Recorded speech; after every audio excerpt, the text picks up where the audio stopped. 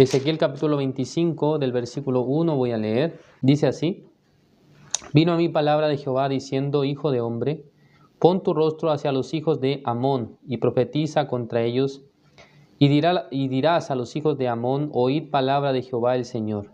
Así dice Jehová el Señor: Por cuanto dijiste, Ea bien, cuando mi santuario era profanado y la tierra de Israel era asolada y llevada en cautiverio la casa de Judá.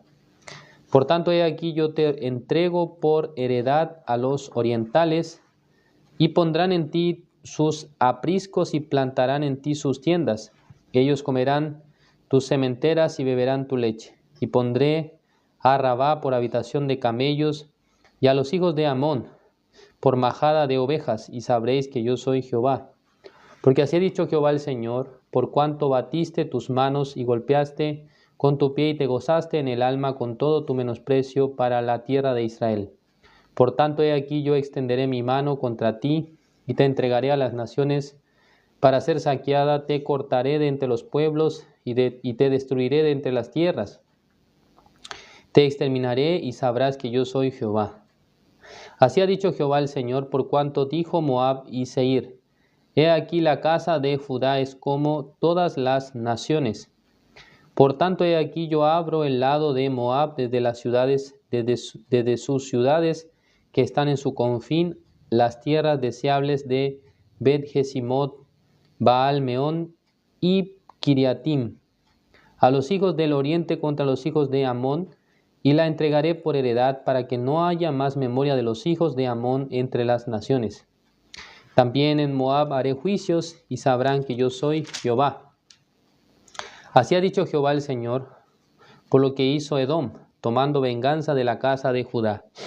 Pues delinquieron en extremo y se vengaron de ellos. Por tanto, así ha dicho Jehová el Señor: Yo también extenderé mi mano sobre Edom, y cortaré de ella hombres y bestias, y la asolaré desde Temán hasta Dedán, caerá a espada. Y pondré mi venganza contra Edom en manos de mi pueblo Israel. Y harán en Edom según mi enojo y conforme a mi ira, y conocerán mi venganza, dice Jehová el Señor. Así ha dicho Jehová el Señor, por lo que hicieron los filisteos con venganza cuando se vengaron con despecho de ánimo, destruyendo por antiguas enemistades. Por tanto, así ha dicho Jehová: He aquí, yo extiendo mi mano contra los filisteos, y cortaré a los cereteos, y destruiré el resto que queda en la costa del mar.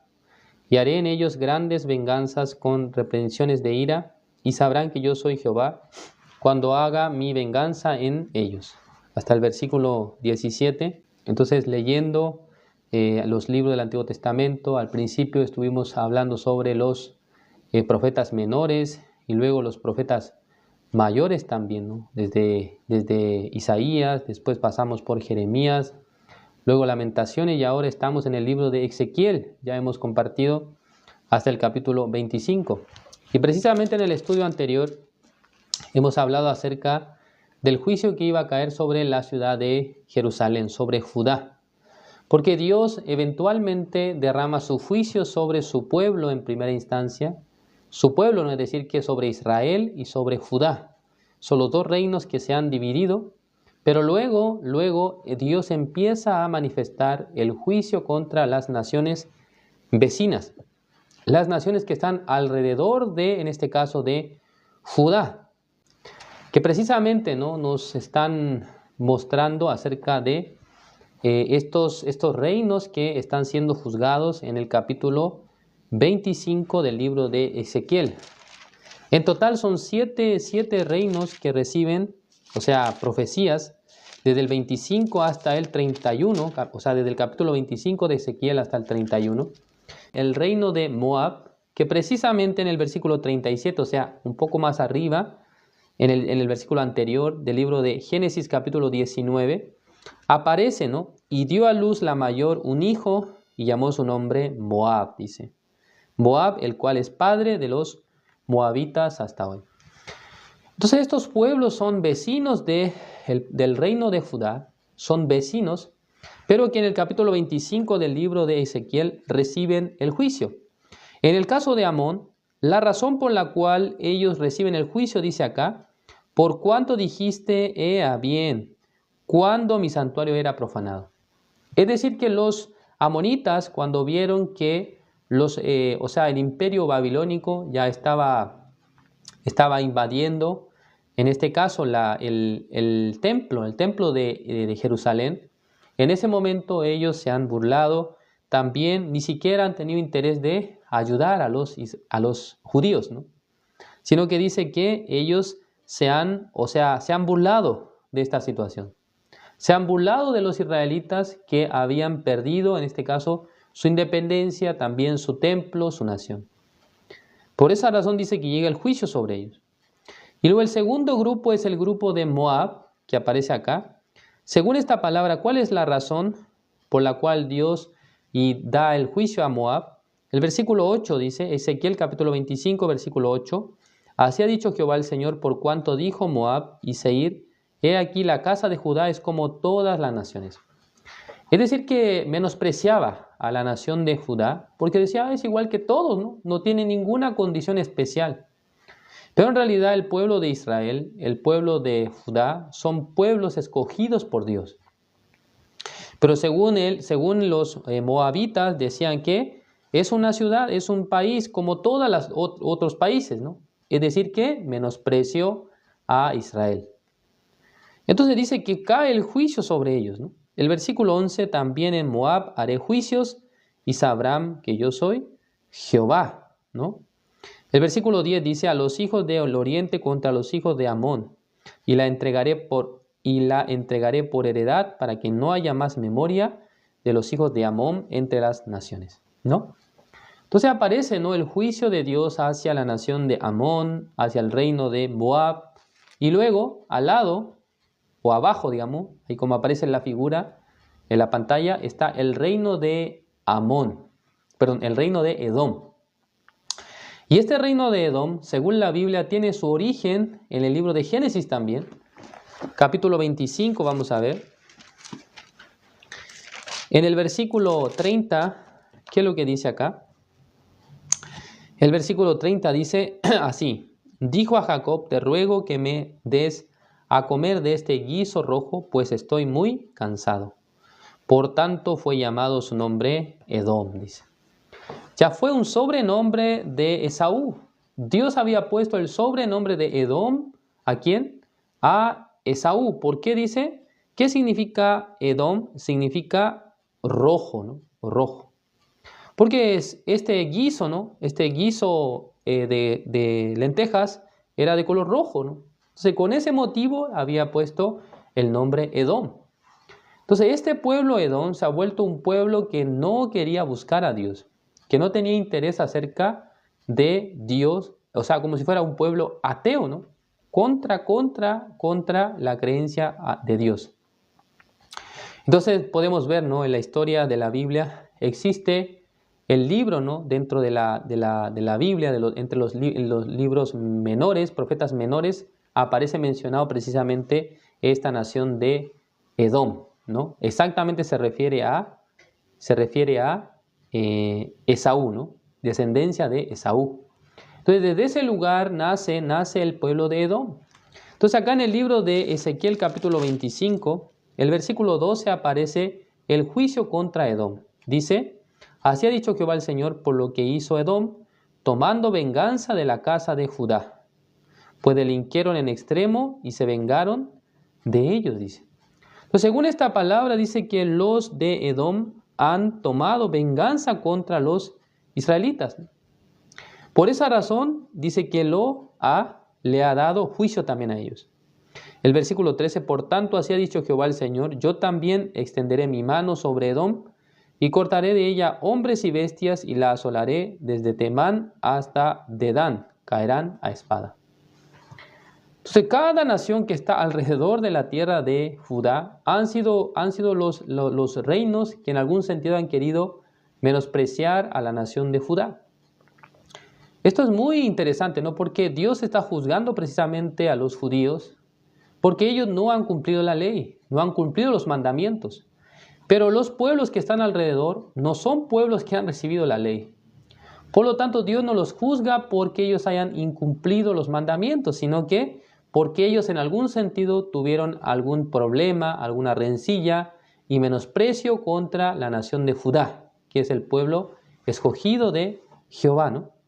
Y finalmente, al oeste tenemos el reino de Filistea, que precisamente Filistea significa, o sea, el reino de los filisteos, ¿no? O el lugar de los filisteos. Entonces en la Biblia, los filisteos, yo estuve investigando un poco, ¿de dónde aparece el origen de los filisteos? No sé, entre los hermanos alguna vez han escuchado acerca de ello. Pero en la Biblia aparece sobre el origen de los filisteos. Mayormente nosotros, ¿con qué palabra o en qué tiempo en la historia de Israel asociamos a los filisteos? Precisamente en el tiempo del rey Saúl o también del rey David. Pero según la historia bíblica, aparece un registro, o sea, histórico del origen de los filisteos. Ya, vamos a ver acá el libro de Génesis, capítulo 10, el versículo 13, ya leamos acá. Génesis capítulo 10, versículo 13, dice así. Misraim engendró a Ludim, a Anamim, a Lebaim, a Naftuim. Versículo 14, a Patrusim, a Casluim, de donde salieron los filisteos, y a Caftorim, dice. Ya según este versículo, de los descendientes de Noé, específicamente de Misraim, dice. Entonces, este Misraim, ¿de dónde salió? En el versículo 6, vamos a ver el versículo 6, dice, los hijos de Cam. Entonces, según esta palabra, según esta genealogía, el libro de Génesis capítulo 10, dice que los filisteos, ¿de dónde salieron? Son descendientes de uno de los hijos de Noé, precisamente es Cam, que es el hijo que había visto la desnudez de su padre y que finalmente había sido, o sea, en algún sentido, no fue maldecido por medio de Noé. Porque otros hermanos, ¿no? Jafet, Sémica, Jafet, ellos cuando supieron acerca de la desnudez de su padre no quisieron verlo, ¿no? Sino que dice que dando la vuelta, ellos fueron de espalda hacia donde estaba su padre para no ver la desnudez. Pero en el caso de Canaán, él había dado juicio contra su papá, ¿no? Había juzgado a Noé. Siendo que en el libro de Génesis capítulo 8, precisamente Dios estaba diciendo ¿qué cosa? Estaba diciendo que Noé era varón justo, dice. Varón justo, perdón, en el capítulo 6, ¿no? Dice que Noé halló gracia delante de los ojos de Jehová. Entonces, ¿Noé quién era? Varón justo y varón perfecto. Con Dios, dice, caminó Noé. Pero su hijo Cam le había menospreciado, ¿no? Le había juzgado por esta situación, por esta debilidad que había tenido en este momento su papá Noé. Pero según el relato bíblico, finalmente Noé dice que maldice a Canaán y bendice a Sem y también a Jafet. Pero sobre descendiente de Canaán, o sea, Cam, había hecho descendiente de Cam es Canaán, había dado maldición. ¿Sí? Entonces acá en el libro de Génesis capítulo 10, versículo 6, dice que los hijos de Cam son Cus, Misraim, Fut y Canaán. Pero específicamente, ¿no? Misraim, acá dice que a través de Misraim había nacido ¿quién? Dice que había llegado hasta los filisteos. Y aparece acerca de esa genealogía. Entonces los filisteos son un pueblo, o sea, en sí el reino de Filistea estaba compuesto, ¿no? De cinco reinos. Entonces, ¿cuáles son esos cinco? O sea, esas 5 ciudades. Estaban apareciendo 5 ciudades en el reino de los filisteos. Entonces, acá en la imagen aparecen algunos, ¿no? Uno es Asdod, otro es Ascalón, otro es Gaza. Pero hay dos más, hay un cuarto que se llama Gat, que precisamente es el reino, es la ciudad de donde vino también el gigante que había luchado contra David, quien era Goliat. Según la Biblia dice que él pertenecía a los filisteos, a uno de esos cinco ciudades, ¿no? Por esa razón, o sea, este pueblo filisteo era uno de los pueblos más fuertes que se enfrentó a la nación de Israel, según el libro de Primera de Samuel. Por eso cuando Saúl peleaba contra los filisteos, él nunca podía vencerlos. Siempre él perdía contra los filisteos porque al parecer eran un pueblo muy fuerte, ¿no? Muy aguerrido. Entonces para él era muy difícil vencerlos, para él era muy difícil ganarles. De ahí surge, ¿no?, la historia en la que David finalmente vence al gigante Goliat. ¿No es así? Así vence a los filisteos en esa época. Entonces, hermanos, hemos estado viendo, ¿no?, algunos puntos importantes acá sobre la historia de los pueblos que están alrededor de Judá. Pero en conclusión, lo que la Biblia nos quiere enseñar, Dios no solamente da el juicio a su pueblo por no haber cumplido la ley, sino que Dios también juzga a las naciones extranjeras, ¿no?, a las naciones que están alrededor de Israel. O sea, el juicio no solamente es para el pueblo de Dios o el pueblo elegido por Dios, sino que el juicio de Dios recaerá sobre todas las naciones. Y precisamente en el libro de Apocalipsis nos muestra acerca de aquello, ¿no? Un día Dios va a dar el juicio contra todos, pero va a diferenciar entre dos grupos. Un grupo será el grupo de los judíos, otro será el grupo de los gentiles. Entonces acá vamos a buscar el libro de Apocalipsis, capítulo 7. Busquemos.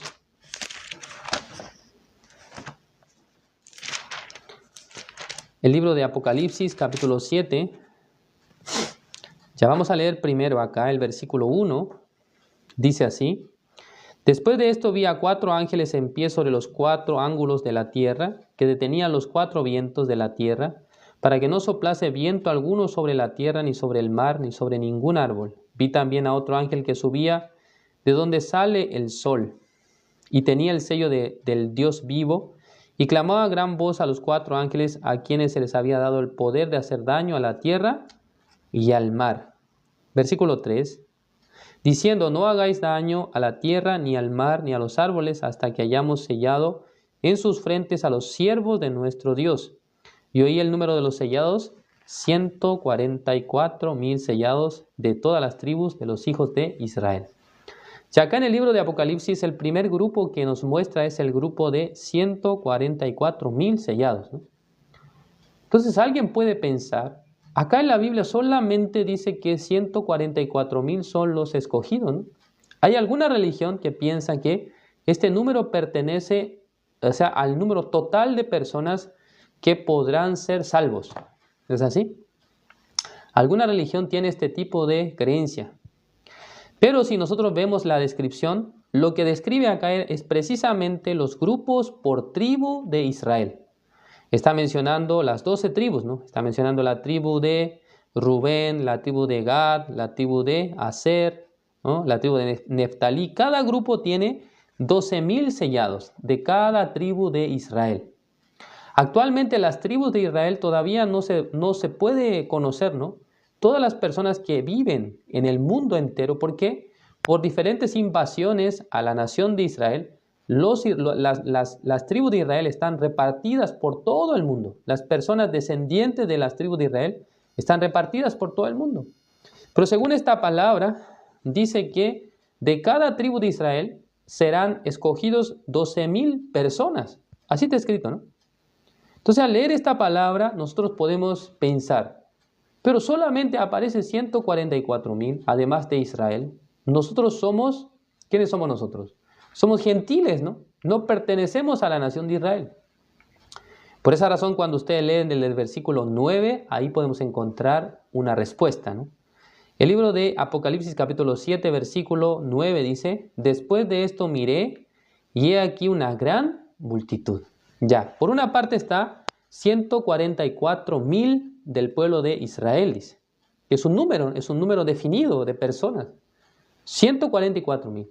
Pero por otra parte habla de una multitud, dice. Después de esto miré y aquí una gran multitud. ¿Y qué más dice? La cual nadie podía contar. No hay un número definido. No existe un número definido acerca de cuántas son las personas que pertenecen a esta gran multitud, sino que dice lo siguiente: la cual nadie podía contar, de todas las naciones y tribus y pueblos y lenguas que estaban delante del trono y de la presencia del Cordero. ¿Cómo dice que estaban vestidos? Dice, vestidos de ropas blancas y con palmas en las manos. Y clamaban a gran voz diciendo, la salvación pertenece a nuestro Dios, que está sentado en el trono y al Cordero. Está hablando de una gran multitud que pertenece, dice, ¿a quién?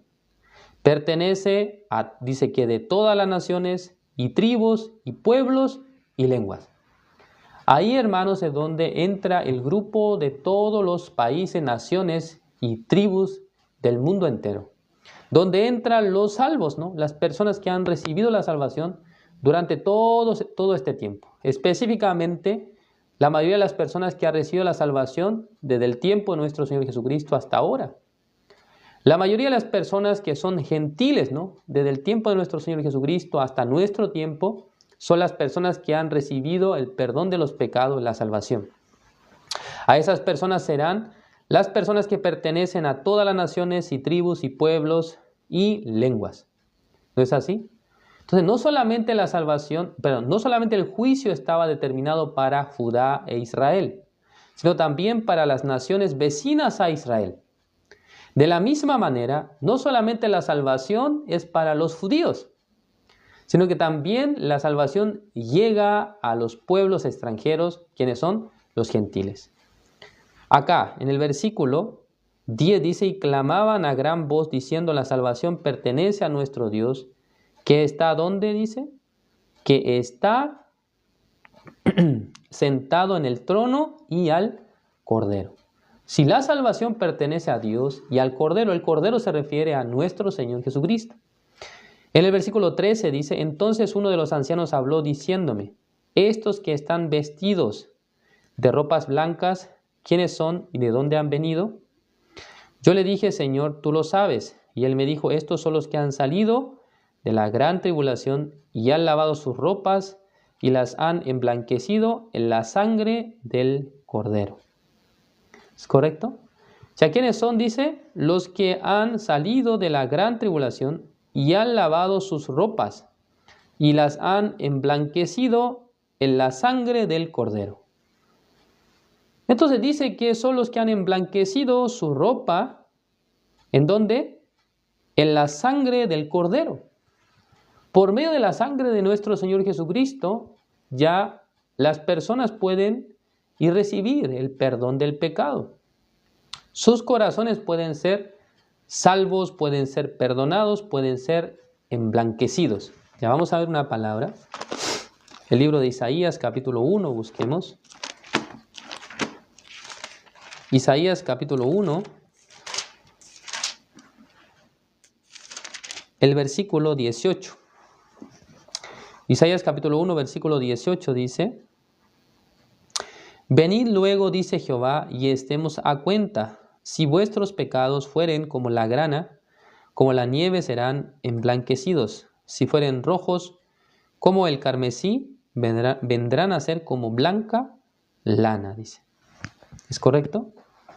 Entonces, todos los pecados que la persona tiene, todas las maldades que la persona había cometido, dice que venga, venid, dice, a Jehová.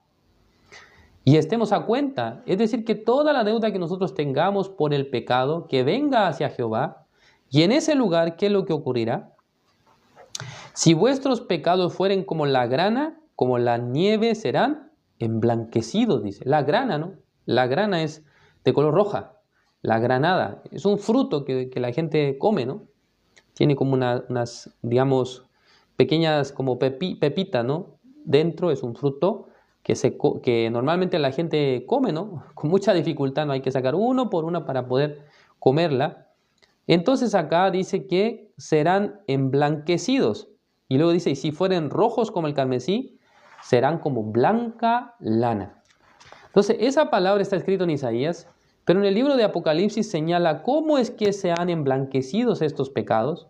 En el versículo 14 del libro de Apocalipsis 7, Dice, yo le dije, Señor, tú lo sabes, y él me dijo, estos son los que han salido de la gran tribulación y han lavado sus ropas y las han emblanquecido en la sangre del Cordero. ¿Dónde fueron emblanquecidos? Por medio de la sangre del Cordero. Es decir, que por el sacrificio de nuestro Señor Jesucristo ya han recibido la salvación, han sido justificados, han sido perdonados de sus pecados. Y ahí en el capítulo 7 aparece acerca de esta palabra, ¿no? Entonces, en conclusión, hermanos, el día de hoy yo les he presentado los pueblos que han sido juzgados por Dios, que no son precisamente el pueblo de Israel, sino que son naciones extranjeras. Sin embargo, aunque Dios preparó en algún momento el juicio contra las naciones, contra Israel, pero el corazón de Dios, finalmente, ¿cuál es? El corazón de Dios es que quiere dar la salvación, quiere dar la redención, el perdón de los pecados. ¿No es así? Eso es el fondo del corazón de Dios. Es verdad que el Antiguo Testamento nos muestra el juicio, ¿no? Este juicio, ¿no?, es la primera parte, ¿no?, del corazón de Dios, pero en realidad, en el fondo del corazón del Señor, siempre ha querido salvar a los hombres, siempre ha querido salvar a la humanidad, sean pueblos extranjeros, sea el pueblo de Israel, en fin, siempre Dios ha tenido este corazón. Podemos verlo en el tiempo de Noé. Si Dios hubiese querido destruir a todo el mundo de una vez, entonces, ¿qué necesidad tenía de mandarle a Noé para preparar un lugar, o sea, el arca? ¿Qué necesidad tenía Dios de preparar el arca de Noé para que la gente se salvase? Y luego en el tiempo de Moisés, cuando Dios da la ley, todos los israelitas si incumplían la ley tenían que morir. Pero Dios, aparte de eso, Él manda, ¿qué lugar? El diseño del tabernáculo de reunión, que es el lugar donde los israelitas podían limpiar su pecado. Entonces, por una parte Dios es verdad que quiere dar el juicio, pero por otra parte Dios quiere darnos la salvación, quiere darnos la salida del juicio que Él mismo va a impartir. Por lo tanto, hermanos, la Biblia es un libro que sin duda no nos muestra muchas escenas, o sea, muy fuertes y duras en el Antiguo Testamento, pero finalmente nos da la esperanza, nos da realmente en nuestro corazón un sentido de que Dios ha querido salvar a la humanidad. Dios ha querido perdonar el pecado de toda la humanidad. Si Dios no hubiese tenido este corazón desde un principio, entonces de una vez Él iba a juzgar al mundo. Sin necesidad de enviar a nuestro Señor Jesucristo, directamente Dios iba a juzgar al mundo entero por sus obras. Si en el caso que nosotros hayamos cometido algún pecado, ya eso era todo para nosotros, ¿no? Teníamos que recibir el juicio de Dios, teníamos que ser realmente, menospreciados por Dios y teníamos que ser realmente, destruidos. Así como aparece en el Antiguo Testamento sobre la nación de Moab, Edom, Amón y también Filistea. Que precisamente ellos lo que hicieron fue, en algún sentido, tener enemistad con Israel, con la nación de Judá. Por esa razón ellos fueron juzgados principalmente, ¿no?, según lo que dice la Escritura. Entonces, en este tiempo también, nosotros no tenemos nada que ver con la ley, parece que no tiene nada que ver con los mandamientos, pero también si en el caso que Dios nos juzga con su ley, nos juzga por nuestro comportamiento, entonces directamente Él nos tiene que matar, nos tendría que destruir, ¿no? Pero en vez de destruirnos, Dios prepara una manera de salvarnos. Es nuestro Señor Jesucristo, la sangre del Cordero. Veamos una vez más esa palabra y vamos a terminar. El libro de Apocalipsis, capítulo 7. Apocalipsis, capítulo 7. El versículo 14. Dice, yo le dije, Señor, tú lo sabes. Y Él me dijo, estos son los que han salido de la gran tribulación y han lavado sus ropas y las han emblanquecido en la sangre del Cordero. ¿No es así? Ya nosotros somos los que han emblanquecido, ¿qué cosa?